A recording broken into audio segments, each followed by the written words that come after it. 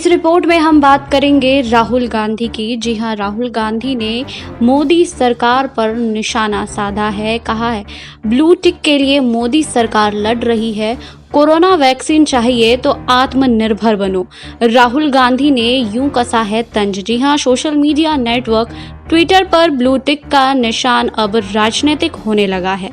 कांग्रेस के पूर्व अध्यक्ष राहुल गांधी ने ट्विटर पर एक ट्वीट करके इस राजनीति को हवा दे दी है। ब्लू टिक को लेकर चल रही लड़ाई का मुद्दा उसी प्लेटफॉर्म पर बड़ा होने लगा है जिस पर विवाद हो रहा है। जी हां, कांग्रेस के पूर्व अध्यक्ष राहुल गांधी ने मोदी सरकार पर निशाना साधते हुए लिखा है कि ब्लू टिक के लिए मोदी सरकार लड़ रही है, कोविड टीका चाहिए तो आत्मनिर्भर बनो। राहुल गांधी ने नए आईटी कानून को लेकर सरकार और ट्विटर के बीच चल रहे विवाद के बाद कई प्रमुख नेताओं के अकाउंट से ब्लू टिक हटाने का भी जिक्र कर दिया है। साथ ही कोरोना संक्रमण के बाद वैक्सीन को लेकर चल रही राजनीति को भी हवा दे दी है। कल उपराष्ट्रपति वेंकैया नायडू के आधिकारिक ट्विटर अकाउंट से ब्लू टिक हटा दिया गया। सरकार ने जब इस मामले पर संज्ञान लिया तो ब्लू टिक वापस उनके अकाउंट पे आ गया। पूरे मामले पर विशेषज्ञों ने कहा है कि कई लोगों का मानना है कि अकाउंट एक्टिव नहीं था, इस कारण हो सकता है उसे अनवेरिफाइड कर दिया गया हो। लंबे समय से कोई ट्विटर यूज नहीं करता है, जिसकी वजह से यह हुआ। सिर्फ वेंकैया नायडू ही नहीं, आरएसएस के चीफ मोहन भागवत के अकाउंट से भी ब्लू टिक का निशान गायब हो गया था। इसके पीछे कारण बताया गया है कि ट्विटर के नियमों के अनुसार 6 महीने में एक बार आपका अकाउंट एक्टिव हो यह जरूरी है, आपको कोई ना कोई ट्वीट करना होगा। अब इस पूरे मामले पर राहुल गांधी के ट्वीट ने इस ब्लू टिक को लेकर नई बहस छेड़ दी है। जी हां, भारत सरकार के नए आईटी कानून को लेकर ट्विटर और सरकार आमने सामने है। ट्विटर ने अब तक नई गाइडलाइन के तहत नियमों का पालन नहीं किया है। सरकार की तरफ से ट्विटर को कल अंतिम बार नोटिस भेजा गया और यह साफ कर दिया गया है कि अगर नियमों का पालन नहीं किया गया तो सरकार कड़ा फैसला ले सकती है। जी हां, आपको बता दें इससे पहले उपराष्ट्रपति एम वेंकैया नायडू और आरएसएस प्रमुख मोहन भागवत के ट्विटर अकाउंट से ब्लू टिक हटा दिया गया था।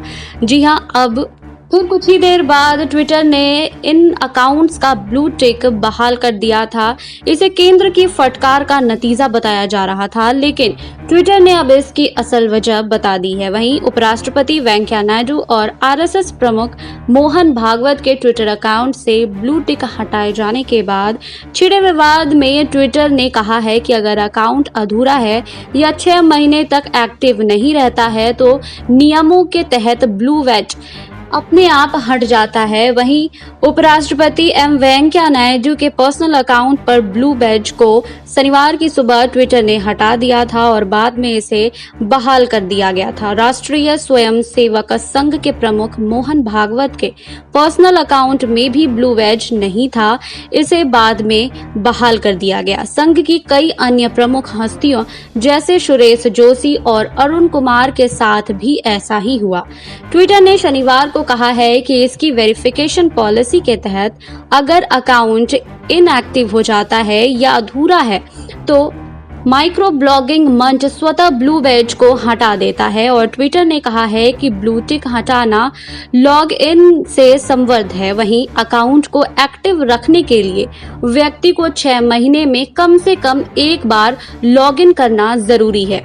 नियमों के तहत अकाउंट वाले लोगों को सुनिश्चित करना चाहिए कि उनका प्रोफाइल पूरा है और उनमें या तो वेरिफिकेशन ईमेल या फोन नंबर के साथ ही प्रोफाइल फोटो और नाम शामिल हो।